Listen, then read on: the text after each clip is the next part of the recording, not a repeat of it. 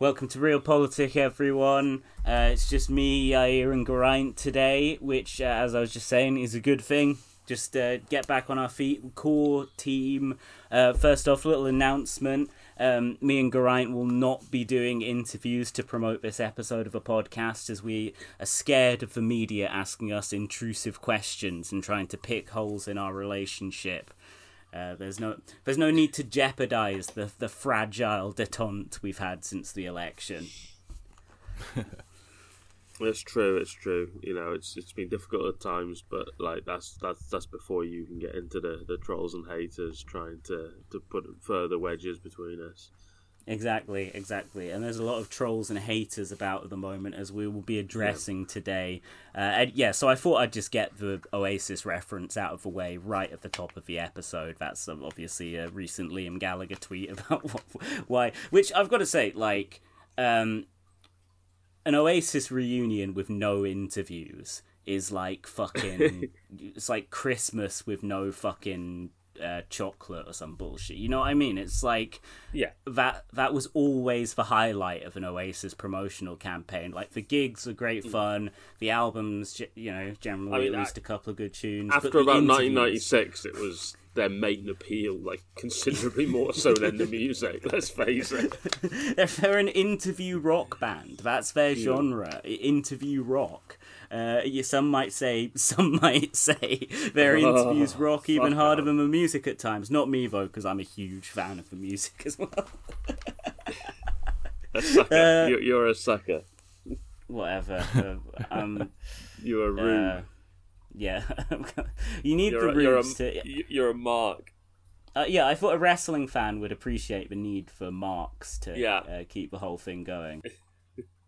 Do you see that? Starmer said, he was talking about the Lebanon situation, I think, when all the bombing was first going on there, and he said, it was Starmer on TV, and the caption was, Starmer tells all British citizens to leave immediately. I'm like, I knew it. He is literally deporting all white English from the country. Up Lovely was onto something there. But yeah, we got a bit of Starmer news today. We've got a bit of... Starmer stuff. It's just, that's what it's just going to be that kind of thing, basically. But first, I guess let's just briefly get our solemn condolences in for yet another foe has been outlasted by the Lion of Southern Ilford. Yes, Alex Salmond has died at age 69. Ha ha, very funny. And in case you don't remember who Alex Salmond is, he was the former Welsh First Minister.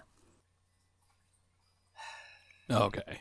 Yeah, thank you for that. I feel like that comment was for me. Are they all the same, Jack? Yeah, that's not true. He was a Scottish. All the regions are the same to Jack.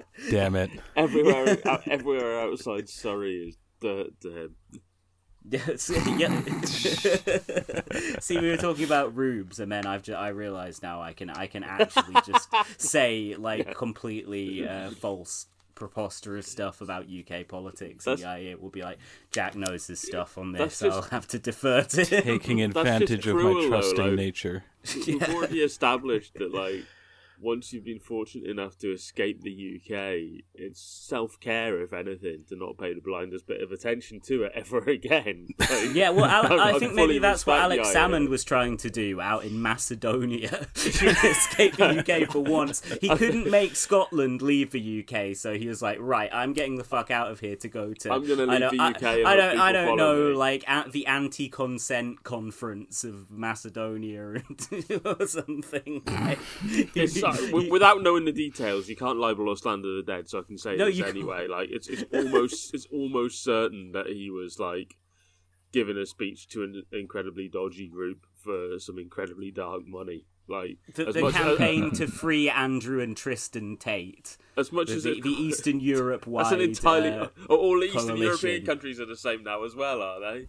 Fuck's sake. Yeah, basically. Crazy how Russia invaded Russia. I mean, you joke, but it's like not that. Right, Oscar Turgid's gonna have you killed. I don't care. Like he's always, unless his masters and the fucking Pentagon decide that I'm the kind of person they need to target.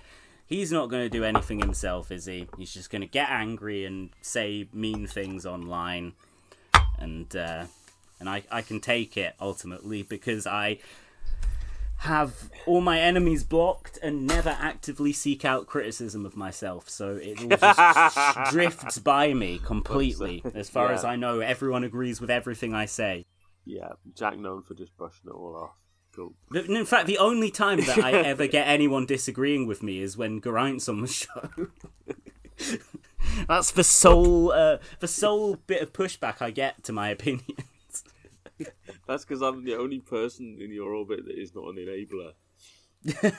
True. It was funny, like in the Tom Yair era, when people would just describe like Yair and Tom as like my lackeys, my yes men.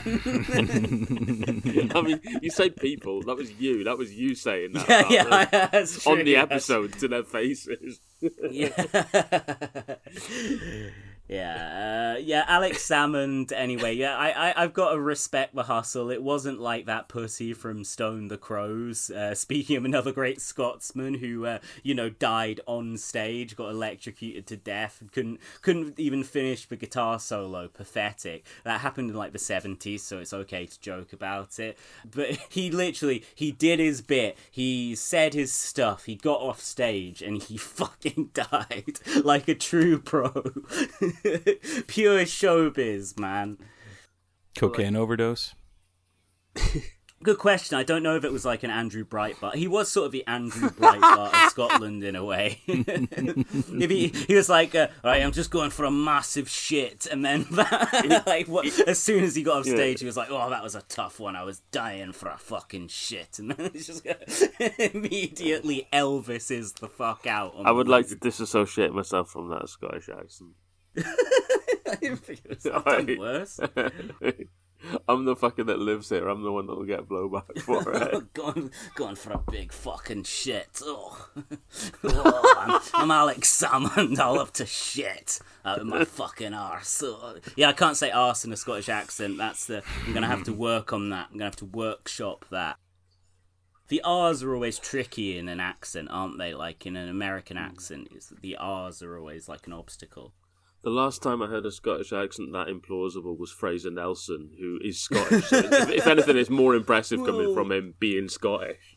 Well, Peter Hitchens, I think what you're saying is very interesting, but I really don't see how Starmer is more left-wing than Corbyn. No, that's a more coherent accent than he actually has. That's the only time I'll ever slag off one of your impressions for being, like, too authentic to work. Fucking hell. Yeah, so Alex Salmond died, and I think the important thing right now is that we all get really mad at Corbyn for doing a boilerplate RIP post about him, like he inevitably will when he outlives Starmer. Yeah. There was all the politicians were holding on. There was that sort of 10-20 minute period where one journalist had said it had happened and no one else was. So, is it true or is it not? In that window, it was not proven.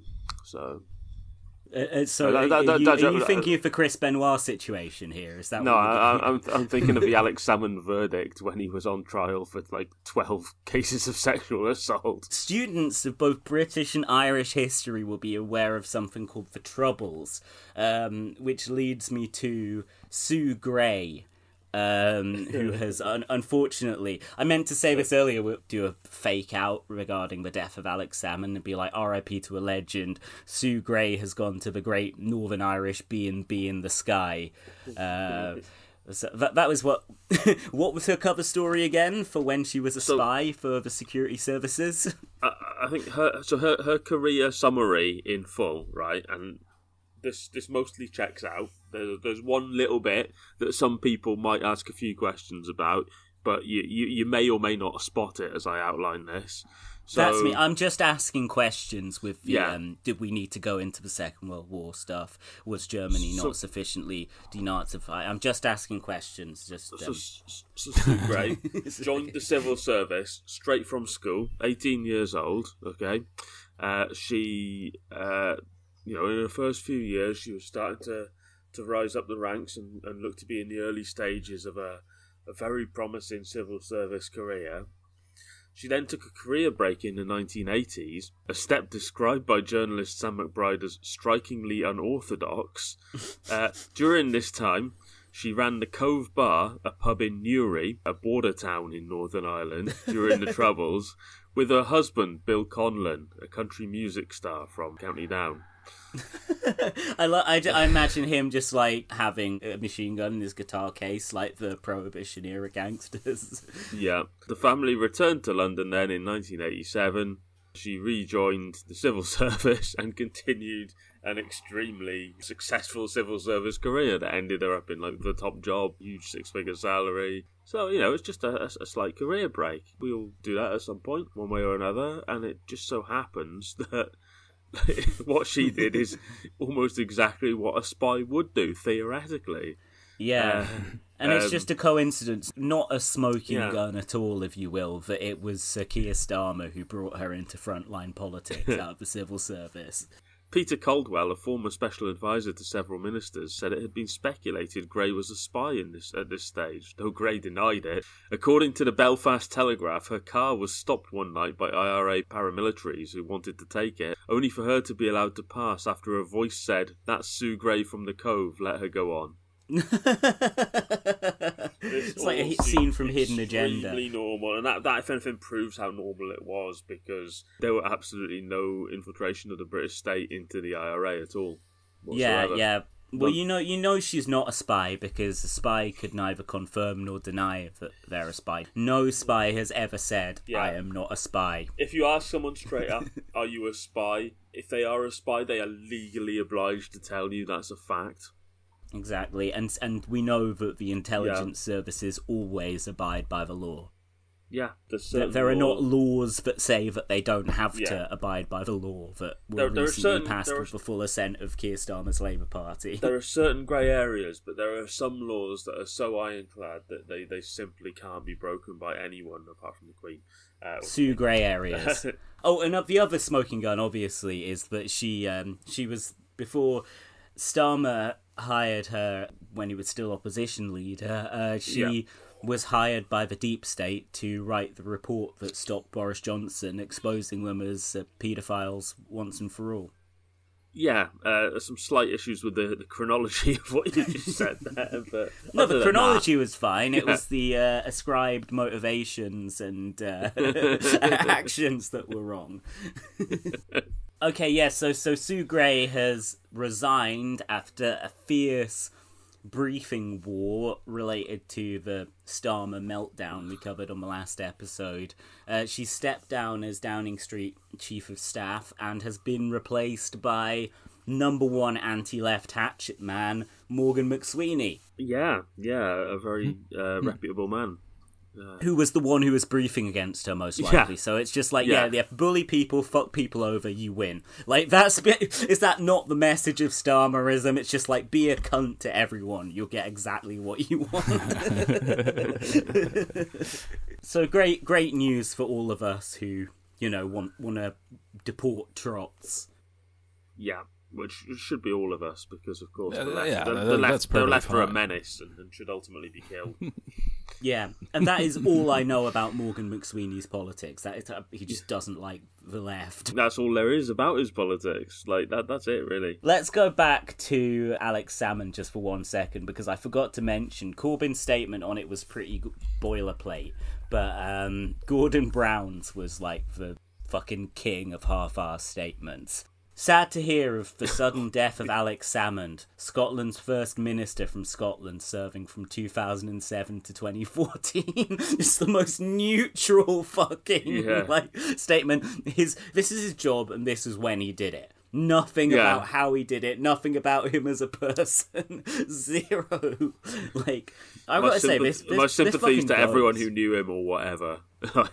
This fucking goes because Gordon Brown in the past, like 2003, Gordon Brown probably knew it was wrong, but he voted for the Iraq War. Whereas now he's like, nope, I can't even pretend to like Alex Salmond. That is personal growth right there. Respect, Gordon. Yeah, somewhere within him, he could have been one of history's great haters, but sadly he was too cowardly at the peak of his career. Pathetic. Anyway, he concludes, Sarah's and my thoughts are with his wife, checks Wikipedia, Moira, his wider family and friends. I was just like, oh, damn, that dude was married. Like, the poor fucking woman. Like, Jesus Christ. Yeah. I don't think that's who he was travelling with to Macedonia, but yeah. he was married. Yeah. Sorry, Gordon Brown's alive, so I can't make the joke I was wanting to make there. Move on. I've heard that he supports Rafe Rovers, and his name is Gordon. This is verifiably true, because he does every fucker he means.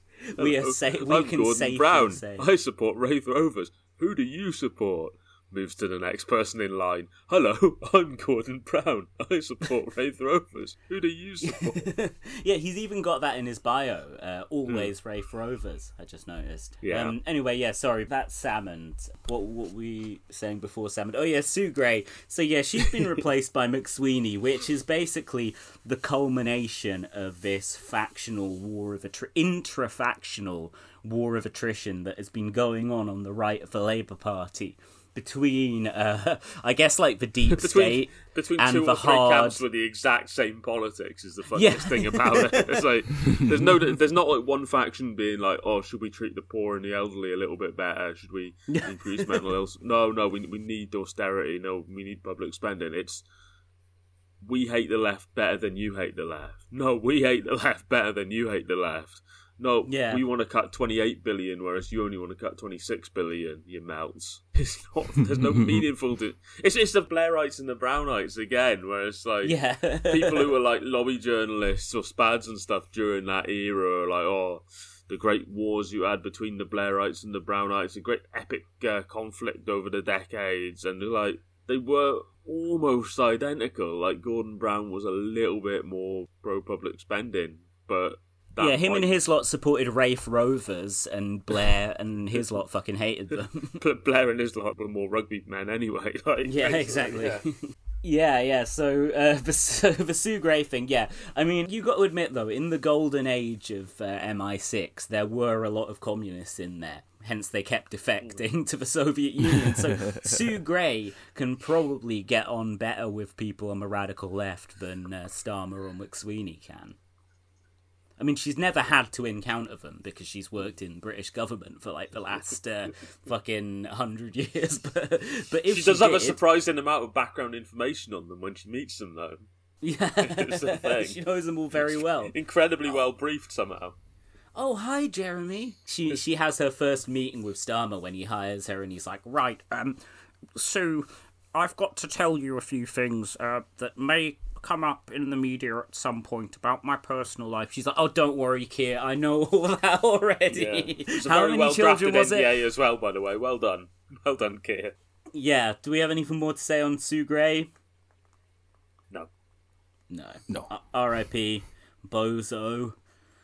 Another brief kind of drive-by thing we can do. So what's this going on? We talked about Louise Haig on our 300th episode because there was the picture of her looking like the Britain First woman because Starmer said, we need you to have a less alternative haircut for your official ministerial photograph. Something a little less, how would you say, gay. So she dutifully let her hair down and looked an awful lot like semi-noteworthy British fascist Jada Franson. But no, it turns out Louise Haig, I mean, according to Owen Jones, she is one of the few Labour ministers actually doing something. I don't think we need to go that far. Like, that's it's what probably he said technically true, but sometimes you don't have to give out faint praise just for the sake of giving out faint praise. Like, well, that's what he fucking said about Ed Miliband as well, just absolute dog shit. Well, this is the thing, like, being one of the more left-presenting people in Starmer's cabinet, or take the occasional centre-left stance or statement, is not saying much and is not really meaningful. Because, like, you know, if, for example, Ed Miliband started getting in any way progressive again in his role, as he has done occasionally in the past, he'll just get slapped down and shut up, because that's what he does. And it'll be the same with Louise Haig. It'll be the same with anyone else that is framed as the person standing up to dodgy businesses in Starmer's Britain. Well, who was it in this case? Was it P&O? Yeah, P&O, who a couple of years ago sacked loads of their workers and then 800. Immediately hired a load of people on wages that would be illegal if they weren't in the water, and probably on some grounds were illegal as it is. That's why you got to do your shit in international waters, dog. We're talking less Little than St. James, wage. baby. So, like, if I decided to go and work on a cruise ship, for example, they could pay me what would be fuck all, but it would technically be enough to live on for that couple of months or whatever, but it would be like a pathetic hourly rate, and I'd be working insane hours to do it. And they were basically doing that, but not for, like, luxury cruises, but just for, like, the ferries and stuff like that. Like, really grim shit. A miserable attack on people's ability to house and feed themselves while working 50-hour weeks. Yeah, well, wasn't it one of these too big to fail things that, like, the big companies do all the time, where they basically determine that dealing with the legal consequences of breaking the law will be cheaper for them than not breaking the law? It was a weird one. Like, if you go back to the time, 2 or 3 years ago, whenever it was, they sacked these people, pretty much all the politicians were speaking much more strongly than Louise Haig has this week about that. They were very much, this is unacceptable. Companies can't do it, because they didn't want to be seen to be welcoming and encouraging in other companies following suit. So every Labour frontbencher, in Starmer's quite right-wing opposition frontbench, and about half the Tories were like, no, this is going to stop, P&O need to sort this. They obviously didn't do anything about it, because that's not something you do in British politics. But what that did is it just allowed it to fade into the background and P&O get away with it. So now, a couple of years on, Louise Haig says a really toned-down version of what probably she herself would have said 3 years ago. And the party slap her down instantly. Like, you're not allowed to say even that anymore. Yeah, Downing Street source says Louise Haig's comments were her own personal view and don't represent the view of the government. We welcome P&O Ferries' commitment to comply with our new seafarers legislation. We will continue to work closely with DP World, which has already delivered significant investment in the London, Gateway and Southampton ports to help deliver for the UK economy. Next week's International Investment Summit will bring together hundreds of global firms to show Britain is open for business. God, it's vomiting. It'd be funny if that was how Starmer's spokesman responded when they asked him, or them, or her, if Starmer had a secret love child, like which they did at the press scrum the other week, or whatever it's called. That's actually true, by the way. Yeah. It's true that they asked him that. I cannot say whether it is true that he has... that the shape of his family is like that, as the right-wing press might say. But yeah, they also, P&O sacked those workers via Zoom, just to rub it in a little bit. Oh yeah, it was proper card. It was like Mr. Burns shit. Like, there's no sugarcoating it. They were like the absolute platonic ideal of the genuinely evil employer. Yeah, and what did Louise Haig actually say about them? That they were a rogue operator? I believe so. She An said, offensive smear. She was asked whether she used the ferry service, and she said, I've been boycotting P&O ferries for 2.5 years, and I would encourage consumers to do the same. Oh no, Britain is open for business, Louise. You can't say that. Oh, God. I thought that was pretty funny. Yeah, just generally, For context as well, like 3 days ago, so on Wednesday the 9th of October, for whenever this comes out, a former P&O Ferries worker, who was, I think, one of the 786 people who got sacked, a lot of them took a payout and signed an NDA, and he didn't, so he was allowed to talk about it, basically. Yeah, they took a payout. Are you saying this is true of the government as well, perhaps? I'm not saying it. It almost certainly is true, because that's how Starmer's Labour Party works. 100%. But Mr. Lansdowne, a former chef on the Dover to Calais route, said, when Louise Haig was in opposition, she said the Conservative government should suspend or review any contracts that P&O Ferries owners DP World have with the government. she's nearly had her hands on the levers of odd phrasing. She has had her hands. She's nearly had her hands on the levers of power for approximately 100 days. Why have these contracts with DP World not been suspended and reviewed? This is really upsetting to working people. They're meant to be the Labour Party, the party of working people. So I think what's happened there is someone off the back of that has asked her his age about it, and she's tried to buy herself more time before there's actual pressure on her from these workers, still saying the criticisms of them but not actually doing anything about it. And that's still too much. That's still enough for like Starmer's, like fucking Morgan McSweeney was probably doing his intimidating silence on the phone thing to her. Like, yeah, I feel like the nearly got her levers on the power thing is an admission that, like, actually a handful of people in Starmer's office make all the calls, and most of his ministers don't have any power of their own, really. It looks like it's a very literal transcription of what he said, so that he might have meant she's had her hands on the levers of power for nearly 100 days, but she sort of said nearly and approximately later in the sentence. So it got yeah, I can imagine someone saying that. Yeah. Just to shout out, I just got to call out you two white boys in particular. I've never once heard either of you talking about the crisis in Sudan, which I personally am an expert on. Just like Mr. Jonathan out of Africa Freedland, the Ta-Nehisi coats of sickly-looking ginger guys. I can probably fact-check this, because I don't think Freedland has me blocked. No, he hasn't. I can tell you now, he's tweeted about Sudan twice before, and it's also why are you talking about Gaza rather than this? It's like, that was the thing. His new article is like, why are progressives not talking about the humanitarian catastrophe in Sudan? Hint, hint, instead of Gaza, instead of that shit that doesn't matter, instead of being anti-Semitic, fuck all of that. Hint, hint, you know what I mean? Like, yeah. I mean, it's so fucking transparent. It's one so of the brazen. It's one of the beginner tricks that people active in British politics, British political discussions and stuff learn. Is you can just say, like, oh, why don't you care about anything else? Like, as if you can only care about one thing at the same time, or you have to care about everything. Like, it's the one you often hear about, like, if someone's criticising a right-wing policy, or, like, if someone's taking any position that isn't, like, hardline anti-immigration, people turn around and go, like, well, why don't you help the homeless in our own country? You know, there's a big homelessness problem with people on the streets, and it's terrible. And you look it up, and they only ever reference that. Yeah, they either only reference that in terms of, like, we should be helping them and not the migrants, or they say it that way in that debate, and then elsewhere they'll be like, fucking homeless beggars all over the town centre. Get all Opie and Anthony. The place has gone downhill. Like, yeah. Well, the funniest fucking thing is when... foreign policy, you can do that endlessly. Like, what about Sudan? If Sudan becomes a big news story in a way that's inconvenient to Britain's or NATO's alliances, you can then turn around and be like, oh, what about the plight of the people of North Korea? You know, there's always something that you can be like, oh, you should actually be caring about this instead. And it's never something they give the slightest fuck about.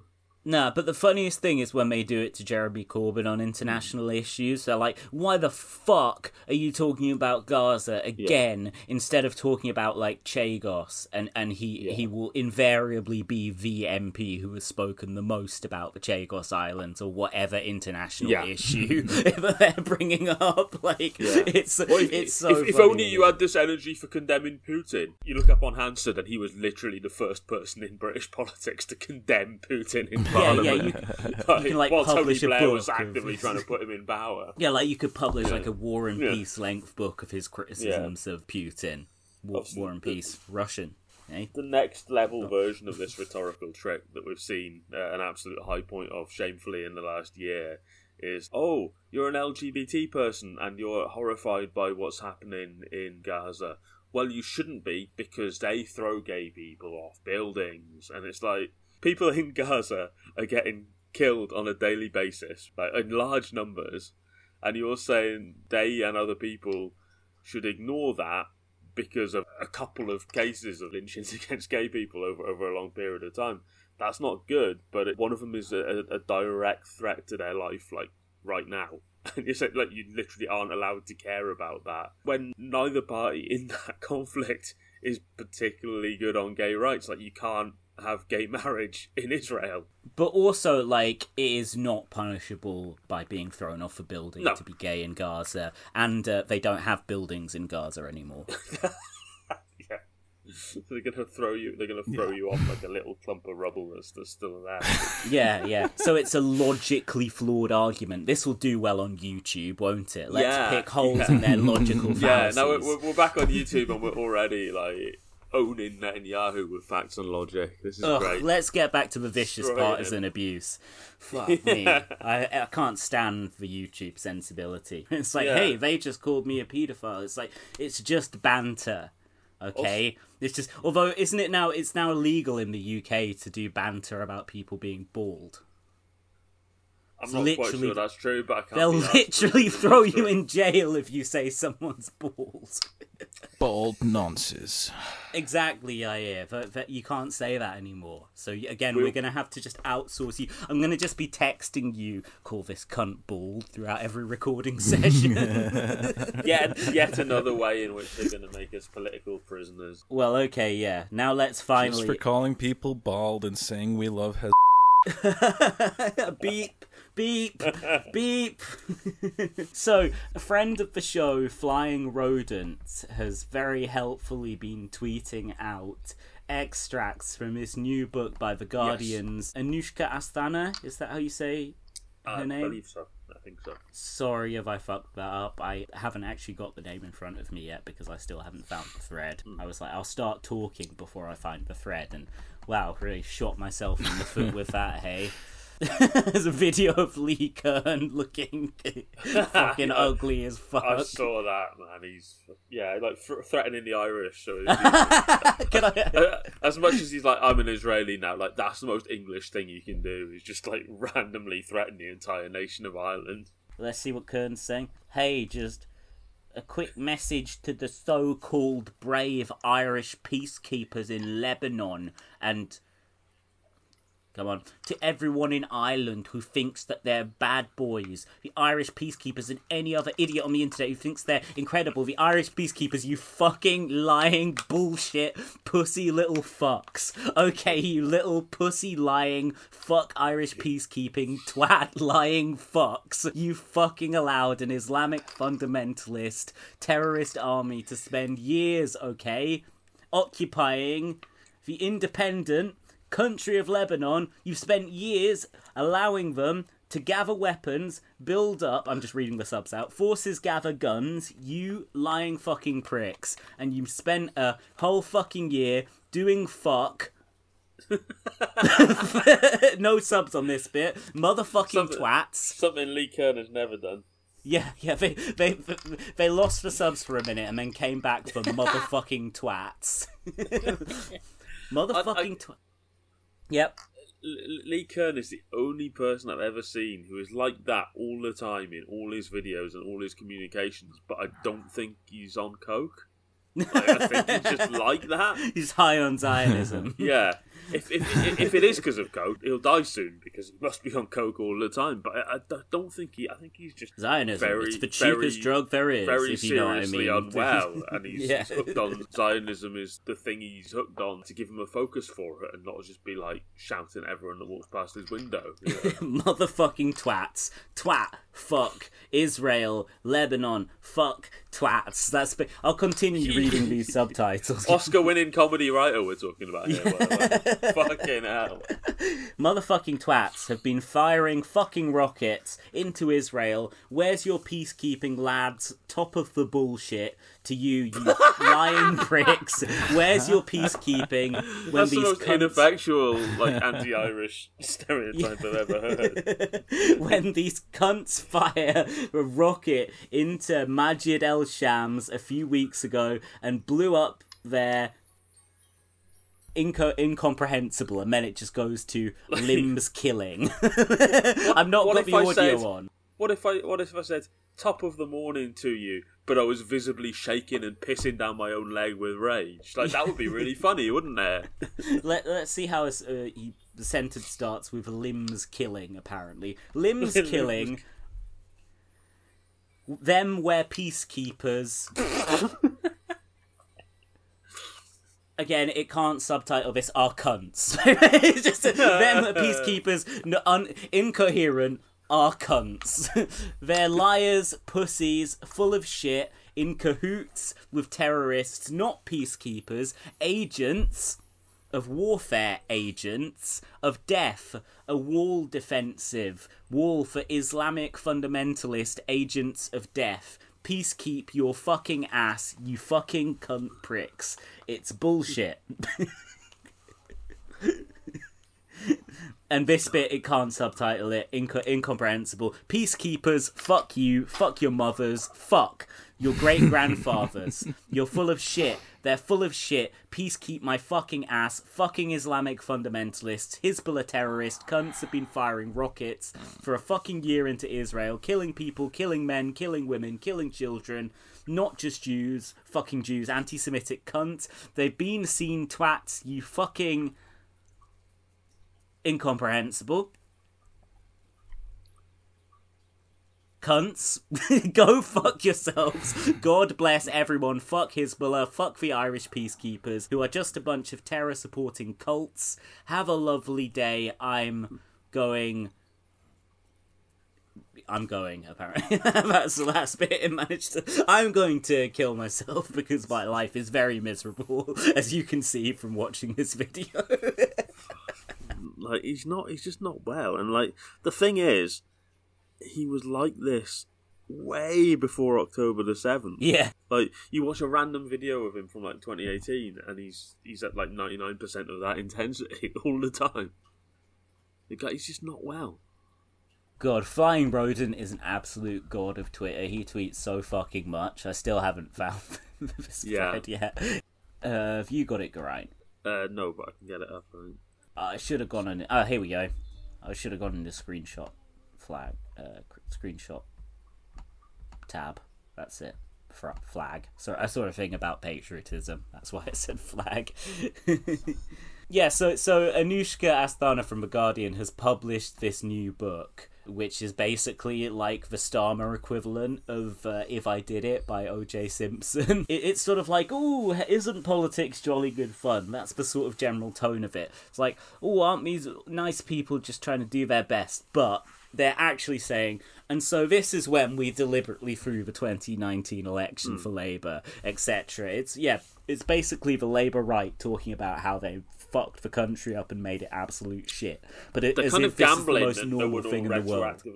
No one will retroactively get angry about it, or they're priced in that just hardcore Corbyn fans will, who they obviously don't think are people. But like you say, what they're saying is, here's how we get Corbyn out, comes across in the full context of the last 10 to 20 years of political history as like, yeah, here's how we fucked stuff up and stopped everyone fixing what had already been fucked up. Yeah. here's why you have the highest electricity bills in the entire world at the moment. Yeah. Here's why we can't pay for your grand to heat a small bungalow this winter. So the special boys and girls get special treats, basically. Yeah.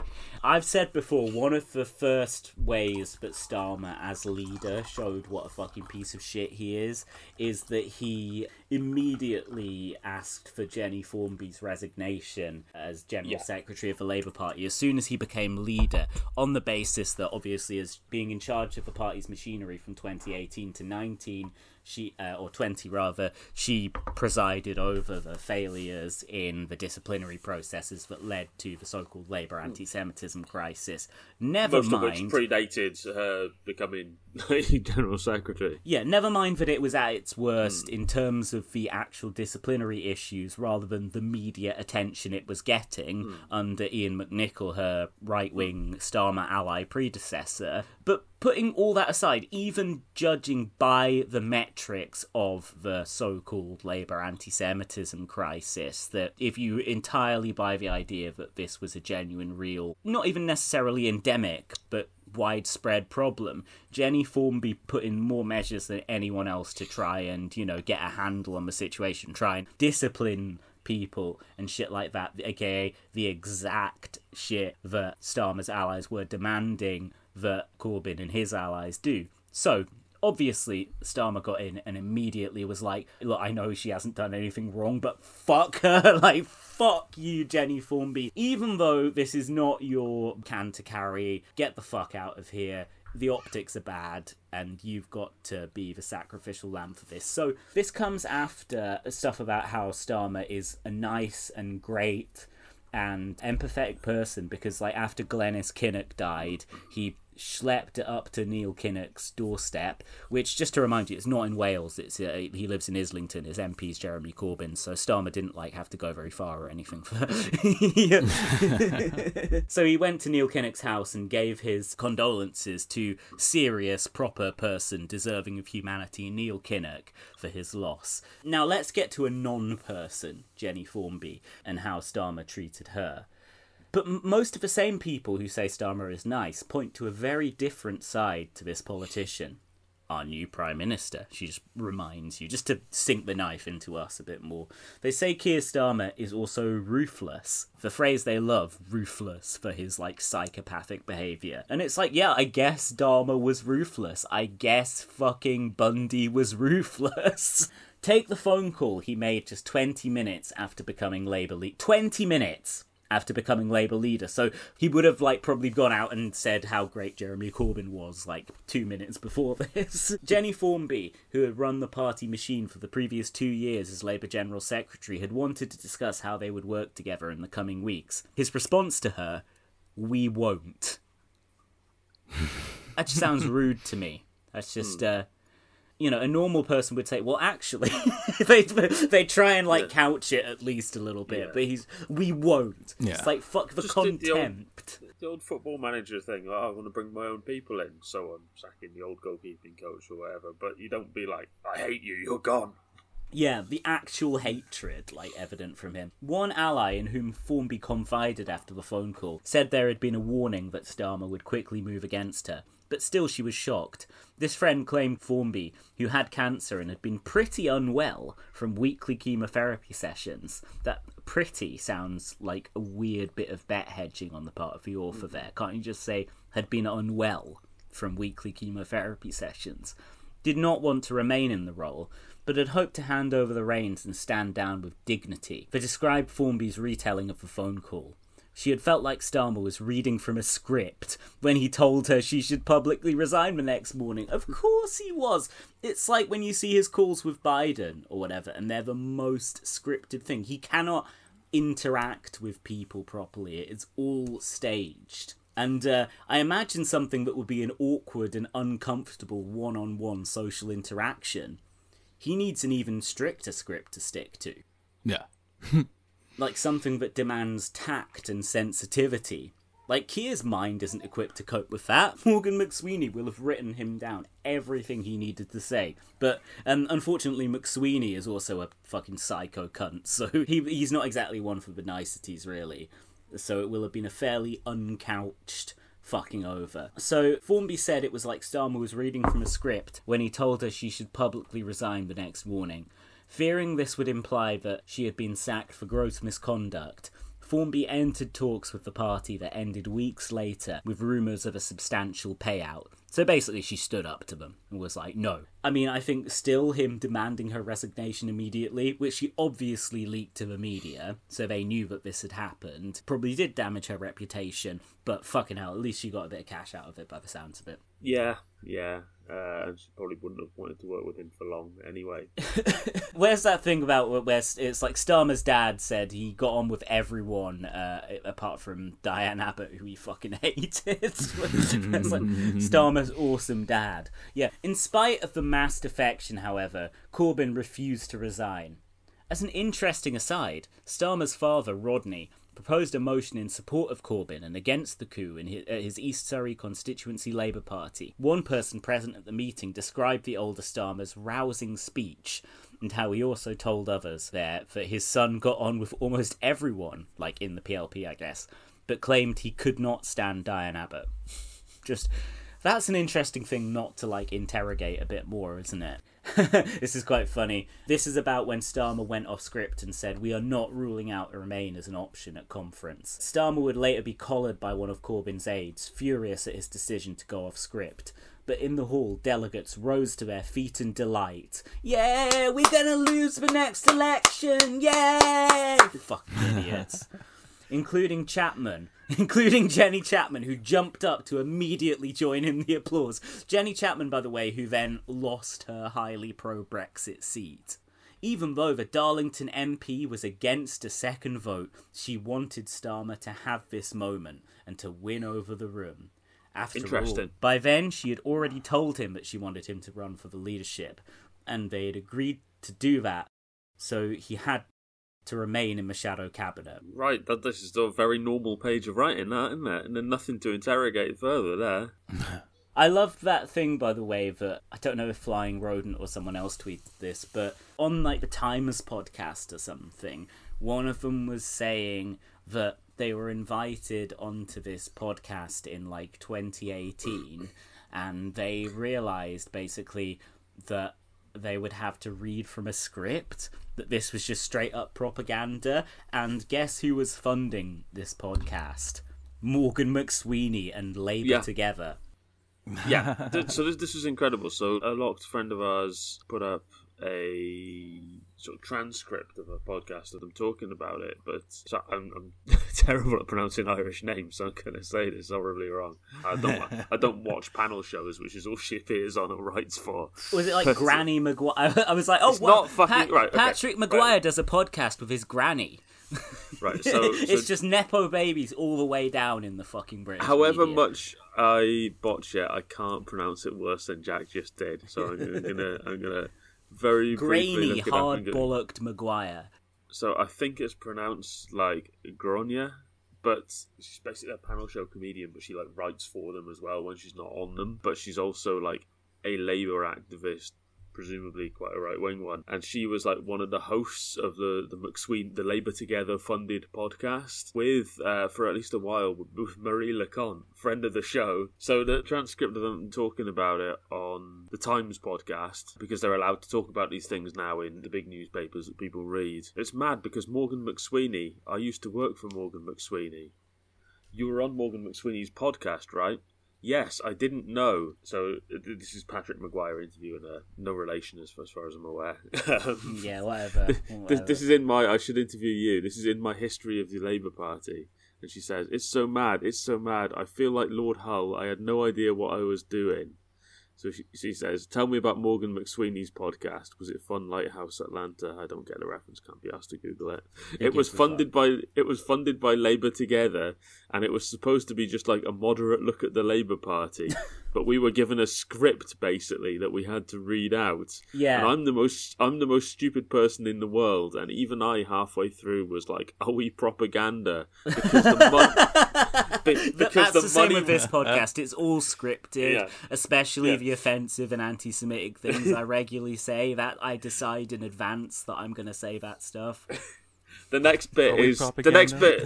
No, yeah, don't worry about it, mate. It's all fine. The next bit is where it significantly differs from real politics. Yeah. Are we propaganda? Because the money was so good. I can't tell you. The money, it was glory. It only lasted for about 2 seasons, and oh, we did well. It's all very ominous, isn't it? It's 1968 Democratic Convention was the wildest time I ever. The 2018 Labour Conference was the wildest time I ever fucking. I mean, the joke is those conferences were pretty fun, actually. To be honest, I mean, I went to World Transformed rather than the actual conference, but it was good fun when like cool people were in political parties. For they were certainly a percentage of political parties rather than 0% like they are now again. She actually wrote a piece for Labour List when they launched the podcast in mid-2018, like explaining why they were launching the podcast. The title was "The News Depresses Me, That's Why We're Launching the New Politics Podcast." So immediately that's a lie, because as we know from her recollections of it now, she was reading a script because she was getting paid a lot of money to do so. The New Politics Podcast, a very original name, guys. Where'd you get that one from? Yeah. So this is illuminating in itself, but it's also illuminating like in the context of what she now says is like, this is obvious propaganda and I didn't know what I was doing, but I was getting paid loads for it.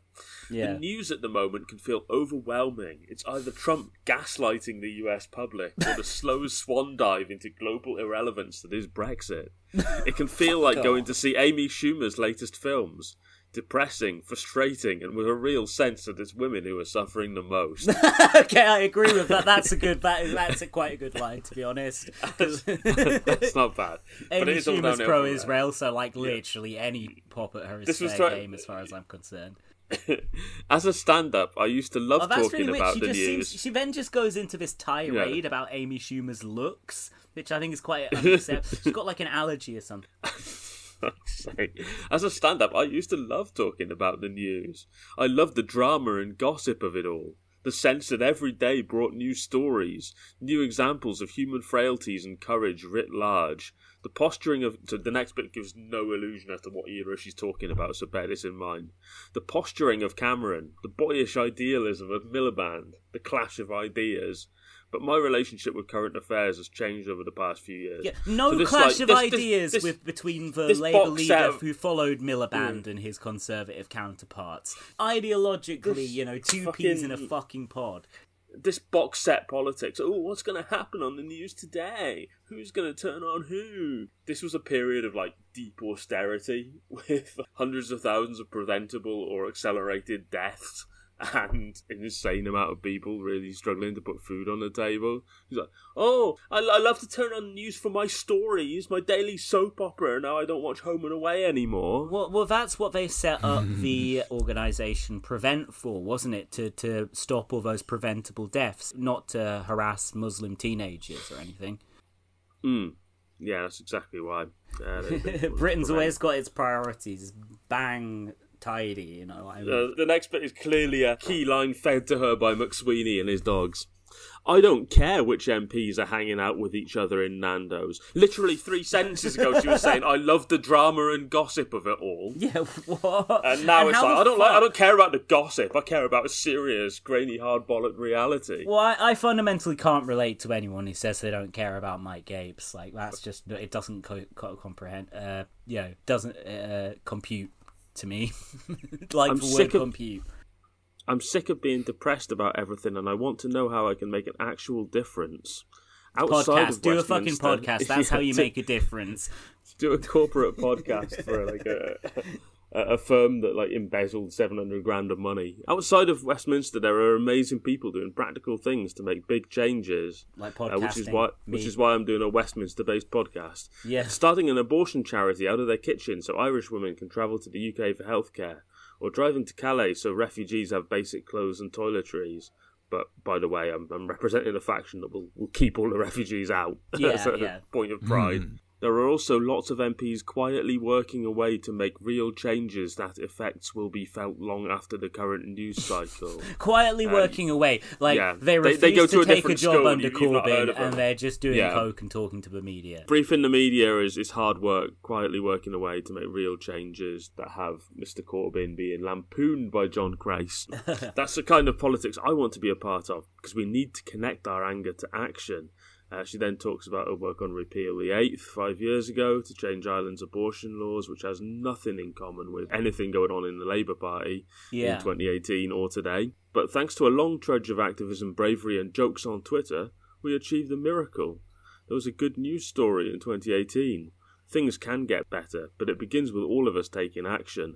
That, again, is why I'm starting a factional podcast that exists purely to monster the people trying hardest to get positive change in Britain at the moment. Yeah, I agree that making jokes on Twitter is the highest form of activism, and to this day I'm very proud of how I managed to make abortion legal in Ireland. It's there in writing. I agree with her on that. We can take all the credit on both those things, and jokes on Twitter are the highest form of activism. But you can tell this is a fucking McSweeney joint, Circa 2018, because it doesn't mention Corbyn anywhere. It's trying to build a new coalition consisting of people who think he's all right and people who don't, which is very much the base of people who voted for Starmer in 2020. Let's just pretend that this Corbyn thing isn't happening. Yeah, there's no mention of Corbyn here, but the entire purpose of the actual podcast was to attack Corbynism. We'll hear from experts who can explain in a clear, practical way what we can do to change things. I'm very excited to hang out with Marie Leconte, one of the smartest, funniest journalists around, mainly because I recycle all her hot takes from her Twitter feed and try to pass them as my own anyway. But it's all written by McSweeney. No wonder stand-up comedy is fucking on the decline and all. They're just passing off Morgan McSweeney's jokes as their own. Both of them. I'm also looking forward to having a weekly laugh and gossip about the news with her. Because find yourself a gal who can do both, right? Isn't it get you a gal? Isn't that the meme format? Fuck that up. So much for being incredibly online and, posting artists. I'm thinking, by the way, that this thread by Flying Rodent is incredibly long and there's loads of quotes and I don't know which are the most relevant ones, so maybe we should do this next time. Yeah, maybe we should do an episode in a few days that just deals with that. I can't stand for too long tonight. We should get Sinan on for it. They love fucking terrible centrist books. Yes, yeah. Maybe Yair could even very read experienced and very good at going in. Oh, I don't know how to read. Yeah, actually, you don't want no part in this shit, Yair. Yeah. Make full use of your not in England anymore privilege to just have none of it. Sorry, what are you going to say, Yair? Oh no, I was just chuckling. I appreciate that. Keep on chuckling. That's why I say. I was just thinking of. Sorry, someone has just tweeted about Alex Salmond. An extra pair of wings over Scotland tonight.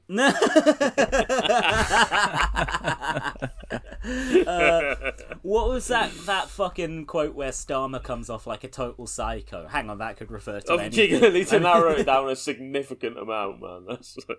The one about, the sackings will continue till morale improves. Oh, there is one particularly good quote from the Flying Rodent thread I'll touch on other than that one. But, no, that one's about some McDonald being a pussy.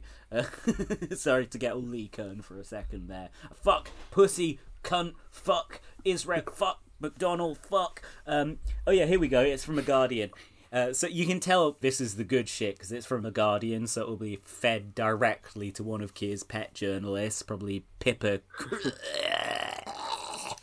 fucking dying mid-surname. Even Starmer is feeling more upbeat after a particularly difficult few days. One ally said, Keir seemed very chipper when I saw him this week. He does this sometimes. He has a big clear out of staff and it cheers him up, but usually only for a couple of months. I love that. He just has to keep ending people's careers to replenish his personal equilibrium. Like a couple of months, he'll fuck a load of people over and throw them out to the dogs, and then he'll be on a fucking manic high, just like me when I edit 2 episodes in a night or something, and then the depression hits. Then it's the I'll edit that episode in a couple of weeks. Yeah.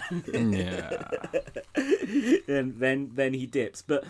How fucked is that? How much of a, monster does he come across in that quote? He does this sometimes. He has a big clear out of staff, and it cheers him up temporarily. It's Judge Holden will do this occasionally. He snaps a child's spine with his bare hands, and it cheers him up, but usually only for a couple of months. But... I mean, I do feel somewhat conflicted about this because whilst I think it makes Starmer sound like an absolute monster, just the boss from hell, such a monster, fucking Ryan Murphy should do a gratuitous TV show about him on Netflix. I do really like when supporters of Keir Starmer are fired or otherwise inconvenienced or made to experience some kind of misfortune. Yeah. Downside of it is it's usually other Starmerites that benefit. Yeah. It's the deep state get fucked over and replaced by McSweeney. That's unfortunately the way it goes. Yeah. It's still incredibly funny when Yeah. Remember Emily Thornberry not getting a job? That was really funny. That was mint. Yeah, that was my top Starmer moment basically. I was gonna say then bending over backwards to give Thingy who didn't want his seat.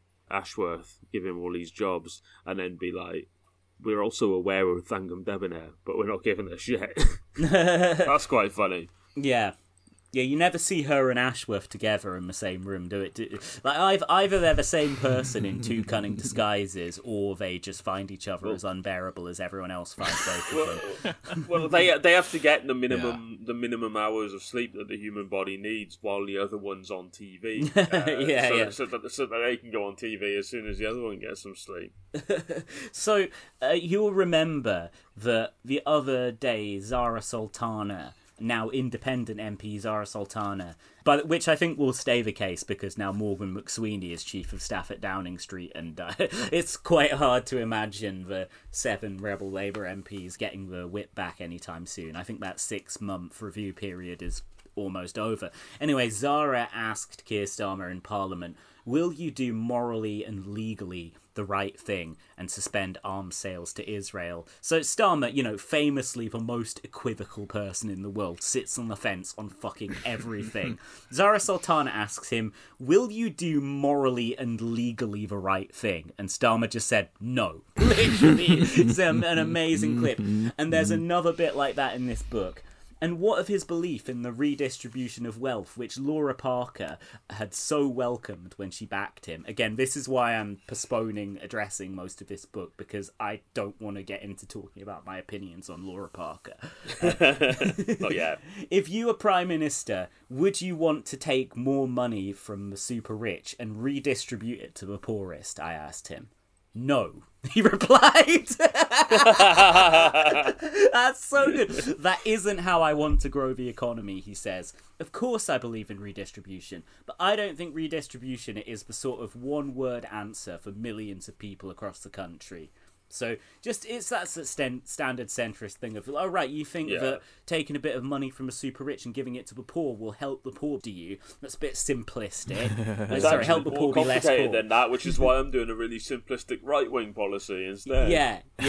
Instead, Starmer spoke of ambition and a desire that people would find secure, skilled jobs, arguing that redistribution on its own fundamentally disrespects individuals. Like Ayn Rand? Like, what the fuck? Yeah, totally. That's like the most libertarian fucking shit I've ever heard. Bootstraps. Yeah. It's literally like fucking Ronald Reagan kind of stuff. Maybe Bob Dylan will contribute a song to the Starmer biopic in 50 years' time. 130-year-old Bob Dylan singing. He'll go even further back than Cole. Stay strong. Yeah, he won't. King. He'll do like a Noel Coward song this time rather than Cole Porter. Like, isn't it awfully nice? Isn't it awfully nice to have a penis? All right, that's Eric Idle's impression of Noel Coward. Eric Idle, by the way, just said that the youth all love Hamas, or something to that effect. He's been watching too much Bill Maher, I think. Yeah. But I'm not even the youth. No, so I think we're still young, Yair. You and I, we're still... Young at heart. Yeah, we're still... I think we're as young as it gets. Anyone who claims to be younger is just... is bullshitting themselves. AI deepfake tech. Probably Israel. Probably some nefarious Israeli bullshit. Dare I hazard a guess there. Anti-Semitic. Well, they're that as well. Yeah, these fuckers. You have been called out by the one person on the podcast who can authoritatively say so, Jack. Oh, whatever. Oh, no, that just reminded me of something. This is how serious we take accountability here. Yeah. So that's how I respond when someone tries to hold me accountable. Fucking charging up the loogie to say Hamas. Yeah, exactly. Just sloshing the fucking phlegm around in my mouth for 10 minutes straight. No, I was just going to say, 2 news stories I wanted to address. Now, we're not doing this whole fucking book review or whatever. There was that guy, the director, not of the Eddie Marsan starring Amy Winehouse biopic. I know that makes it sound like he played Amy Winehouse, but he played her awful dad. Not the director of that, but the director of the Amy Winehouse documentary a few years ago was recently made the chair of some charity. I sent you the link about this. Yeah. Oh shit! Is this the guy that did the Senna and the Diego Maradona documentaries? Yeah, I think so. Yeah. His Maradona documentary was spectacular. Yeah, really good. I remember that as really acclaimed. But anyway, he got made the chair of a charity, and instantly, like, Zionists had been taking note on tweets he'd done. I saw a news story about it, but it didn't mention what the dodgy tweets were. Well, because it's ridiculous. We've got them right here. Oscar-winning Amy director, as if... for fuck's sake, man, I was reading his name off a page and the fucking read for free or ads with cookies thing came up. So I actually probably would have nailed his name if that hadn't happened. Fuck you, read for free. Oscar-winning Amy director Asif Kapadia, sorry for okay, so some of these are a bit dodgy, to be fair. Anti-Semitic quotes. Well, let's let Yair be the judge of that. And then if he says they are, let me be the judge of that. We're basically gonna show Yair some anti-Semitic posts that this guy's retweeting. I'm gonna rephrase them so they're personally directed at him. No, here we go. Asif Kapadia, the Oscar-winning director of the Amy Winehouse documentary Amy, has said he unequivocally apologises for retweeting social media posts that he understands will be seen by many as anti-Semitic. The 52-year-old London-born director, also known for Senna and Diego Maradona, has been removed from his position as patron of the documentary charity the Grierson Trust over the matter. In a statement seen by Deadline, Kapadia said, "I'm mortified by the hurt and offence that some of my retweets have caused. I now understand that they will be seen by many as anti-Semitic, or in the case of one, even justifying violence. That was not my intention. Like many, I feel passionate about the fate of the Palestinian and Lebanese people and the suffering they have endured over the years. But I am equally passionate about all anti-racism and condemn all forms of anti-Semitism. I unequivocally apologise for these ill-judged reposts, which were posted in haste with a lack of due consideration." Reposts! So they're not even his posts. Yeah. They're retweets, but one of them was an extremely anti-Semitic cartoon by the guy who got sacked from, like, The Telegraph, the cartoonist, for being a massive right-wing COVID denier. Among the posts that Kapadia shared on his since-deleted Twitter account was a cartoon of Benjamin Netanyahu, that guy. We're going full Tim Heidecker tonight. Benjamin Ask Jeeves eating a blood-stained table in the rubble of Gaza with the caption, "Kosher." I mean, he is literally eating babies in the cartoon. Yeah, like, but... I mean, it is a bit of a trope. It is one of the few occasions where they're saying the phrase blood libel and they are actually invoking the blood libel in it. I also don't disagree, though. Yeah, exactly. Come on. He's simply murdering babies with targeted. No, I think reaction. he's eating that shit. Well. I think he's fighting them, eating them, all kinds of stuff. Burning them. Well, that tends to happen in, like, collapsing and exploding buildings and bombings. Yeah, he literally is burning babies to death. Yeah, but he isn't eating them. He isn't, like, putting them on a table with a knife and fork and chowing down. They're not very kosher. I will say that. No, that is the bit. The kosher bit is the bit where I go a bit. But. This is why Steve Bell got sacked from The Guardian as well. It was a cartoon of Netanyahu. This is not exactly why Steve Bell got sacked. His was not on that level. I think his was perfectly fine, quite honestly. His was just about Netanyahu being an evil, murdering fuck. Sure, yeah. And this is the thing. It's like, when it's literally about Netanyahu, I'm wary of the suggestion that this is a comment on all Jewish people in any way. However, he does kind of invite that with the kosher thing. Yeah. But also, it's just a retweet. People fucking retweet. It's a retweet. Yeah, there's no good in tone policing activists' retweets. I don't know. feel like people barely think about retweeting stuff. They're just like, yeah, whatever, click the button, send that out there. The other one, his other messages, another showed a scene from Schindler's List in which Rafe finds his character Amon Goff shoots concentration camp prisoners. That image was captioned, "Do you remember this scene from Schindler's List? The same thing is happening in real time. They are Nazis." Again, yeah, that one's not even questionable to me. Like, that's totally spot on. The only remotely contentious bit is the literally "they are Nazis" phrasing. No, I don't care about that. Fuck people are getting shot on political grounds because they think they're lesser people, which is what's implied by that choice of photo. It is true. That is 100% happening today. Yeah. No, I think they are basically Nazis. I think it's justified. 100%. They're doing the same, we're going to declare war on everybody and it'll go great thing. It's all the same shit. They're committing ethnic cleansing, which is the overwhelmingly main reason why everyone hates the Nazis. Yeah. So this is how fucking quickly the Zionists moved in this case. Kapadia had been appointed patron of the Grierson Trust on Wednesday, 9th of October, but the charity moved swiftly to remove him from the position.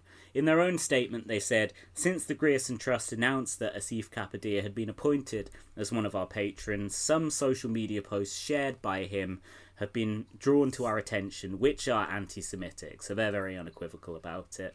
"When we made the decision to appoint Mr. Kapadia the board was not aware of these posts, some of which appear to be no longer available," because you can unretweet something as fucking quickly as you retweet it. Yeah. It should really be as simple as that, I think, just like unretweet it. "And we are sorry that our due diligence was not thorough enough. We didn't spend enough time fucking pouring through people's social media like a bunch, fucking..." I hate the culture we have now. So it's only funny when we do it with like Mike. All right, Bill Maher. Mike Gates' tweets about fucking Asif Salmond. Alex Salmond. Yeah, that's funny because I was doing that for comedy, not to try and have Mike Gates' livelihood damaged or something. He already did that by joining Change UK anyway. Did that to himself. "Whilst we accept and support that everyone has a legitimate right to express their views on controversial issues, we do not actually accept or support this." This cannot justify racist statements or behaviour. These fucking... I bet this, milk-white NGO fuck is just loving calling this man from an ethnic minority community racist. Right. Not even anti... People's dicks get so hard when they can just say racist for something anti-Semitic. It's this little rhetorical elision that you can make that implies that person, whether or not what they've said is even actually anti-Semitic, but just implies that they're this general, no holds barred, all purposes racist. Yeah. There's nothing more Caucasian than reveling in getting to call people racist. Yeah, absolutely. Yeah, white behavior right there. Oh, fucking hell, he's got a new film coming out next week. After what they did to Jonathan Glazer, he's going to have a hard time. But I feel like after this, he probably won't get an Oscar nomination for that, so he won't quite have to deal with what Glazer did. His next film, by the way, because let's support this now struggling artist. His next film, 2073, is set to screen next week at the BFI London Film Festival and is a blend of documentary and fiction set in a dystopian, near-future San Francisco. Does sound pretty interesting, actually. Yeah. But before we go, let's touch on the other major instance of Israel supporters pissing their pants and having some kind of censorship done in the last couple of days, which of course was the Guardian review of this new documentary about October the 7th, where they gave it one star, said it was a false flag attack, and it said glory to the Hamas martyrs. No, they actually didn't say that. No. So it was up for about a day or a day and a half, and then it got taken down. And if you go to it now, it's just like article removed. This article is under review. and The Guardian have said it doesn't meet their editorial standards. I'll say this, a bit clumsy. It's not the best written review in the world. The Internet Archive's down at time of recording, so I can't actually bring the full review up. But I was going to say, yeah. The basic, the subheading and the text of the article was basically saying, this is a very well-made film with lots of affecting footage, very well crafted, very upsetting, but it doesn't really acknowledge the wider political situation or treat Palestinians as like humans with agency. Yeah, it said it basically just demonizes Palestinians as scary terrorists. Yeah. Which I'm sure it did, yeah. Yeah, they gave it 4 stars anyway, despite that take. 4 stars out of 5, so they docked it 1 star for being massively racist. But there's since been a huge campaign from all the regular suspects to remove the article, sack the person responsible, get the Guardian shut down, etc., etc., etc. Critical support. Fine. I'm a Zionist now. Because they only gave, of all their sins, I don't think giving a literal Zionist propaganda film 4 stars out of 5 instead of 5 is anyone's idea of anti-Semitism. Right. Imagine reviewing Triumph of the Wills and being like, oh, I don't really like how the Nazis are treating Jews and Romani, but like 4.5 stars, easy, you know? Yeah. Great movie. Having said that, I've got a feeling I am blocked by the author. Stuart Jeffries. So, no, right, yeah, so I knew that. It's not Stuart Heritage, not your main guy. No. I was confusing him with a different bald ex-Guardian guy. So, I'd ignore that. Stuart Jeffries doesn't have any blogs at all. But he's not on Twitter, I don't think, because they're all tagging in some guy from Laguna Beach with 20 followers. You anti-Semitic bastard! Yeah. I'll kill you. It's just some fucking guy.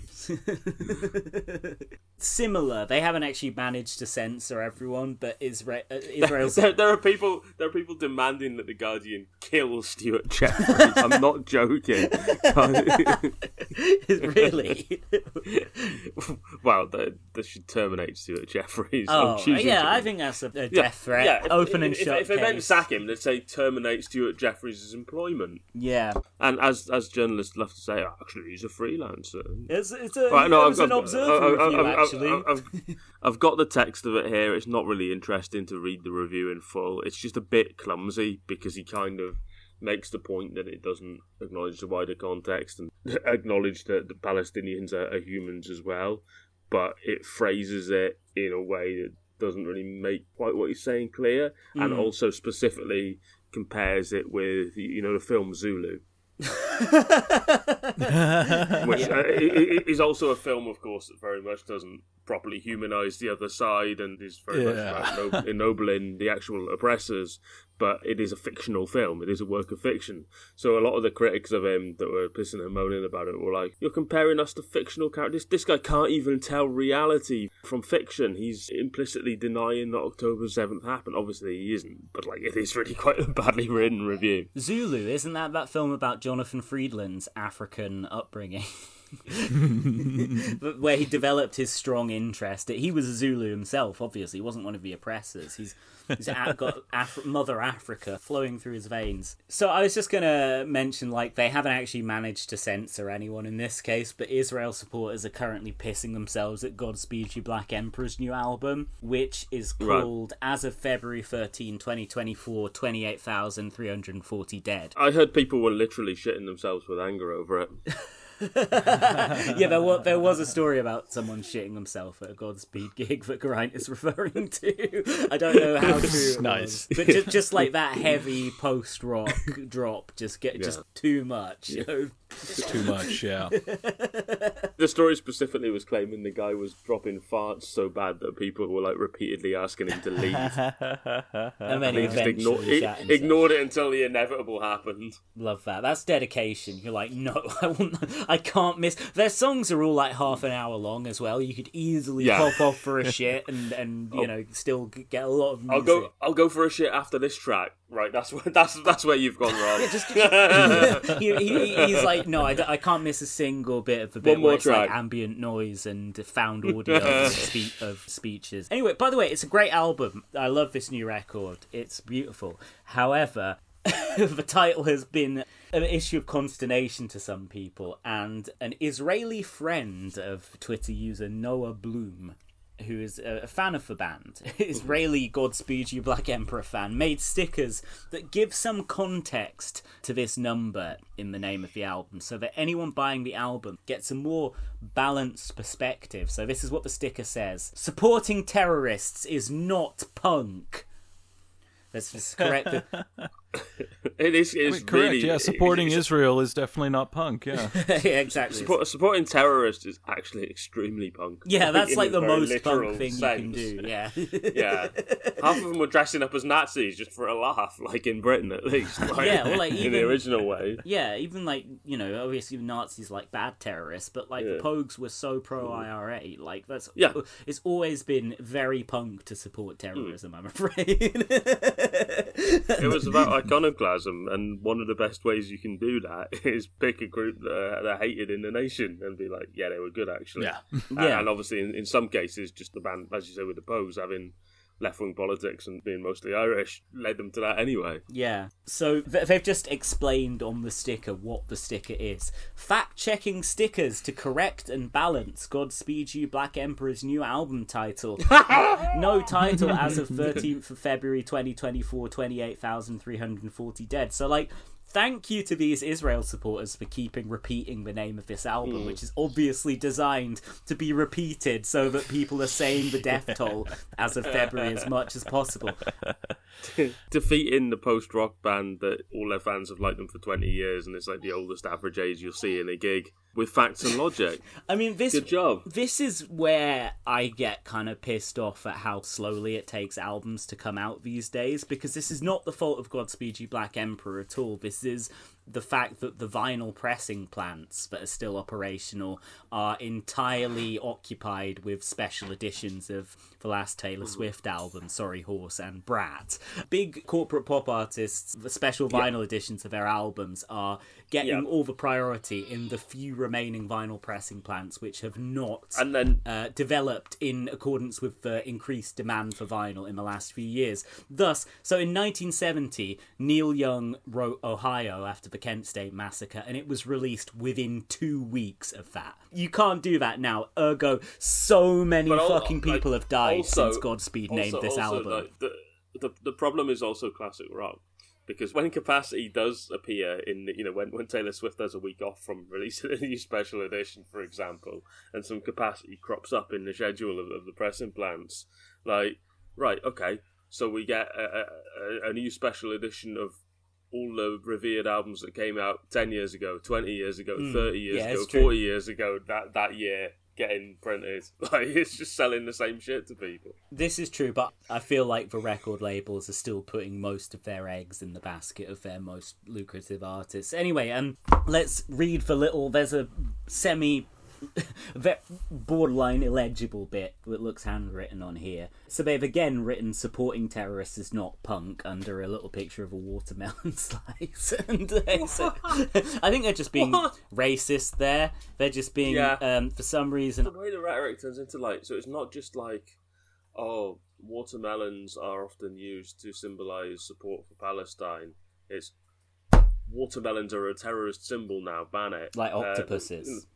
Yeah, octopuses, the kefir, you know, people were saying, like, the kefir has come to be associated with mass terrorism. Oh, like, Israel got another scalp, didn't they? Because they got some advert taken down because someone was wearing a kefir in it. yeah, literally, people saying, oh, this has come to be associated with terrorism. Why has it come to be associated with terrorism? Because you've been screaming from every platform you've got for the last year, every time you've seen one in public. Yeah, anyway, literally going up to people in public and screaming at them like, you support terrorists, because they're wearing a scarf. This is what the handwritten sticker says. It says, this number does not include 1,200 Israelis massacred in their homes on October 7 by Hamas terror. I mean, it wouldn't be that much of a bigger number if it did. On October 7... that's ridiculous. It doesn't make a huge difference to the overall... I mean, at this point, purely because of Israel's actions, that is a rounding error now. Yeah, it is Israel. Exactly. Israel have, like, already killed about double the number of people appearing on the I would say probably more than double. I would say probably about 10 times. Given we don't... confirmed so far, since at least printed, double. Yeah, obviously it's significantly more than that overall. We don't have accurate stats yet. It will take years to work out the full extent of the carnage. Anyway, they continue... Because they systematically targeted the people doing the counting. Yeah. This number does not distinguish between Palestinian civilians and militants. Plus, this number was reported by the terrorist group Hamas. As of this album's release date, October the 7th, I literally can't read that number. Israeli men, women and children are still being held hostage by Hamas. I think it's around 100 101 it says. Yeah, because Israel posted a tweet with a yellow ribbon for every hostage. And I looked at it, I was like, oh, it's not really that many, is it? It's not that big a deal. less than the death toll, like, every single day from about October the 11th or something. Yeah. Anyway, brilliant new album from Godspeed You, Black Emperor. I didn't listen to their last one because it had some stupid name about piss, but I'm definitely going to check that one out now.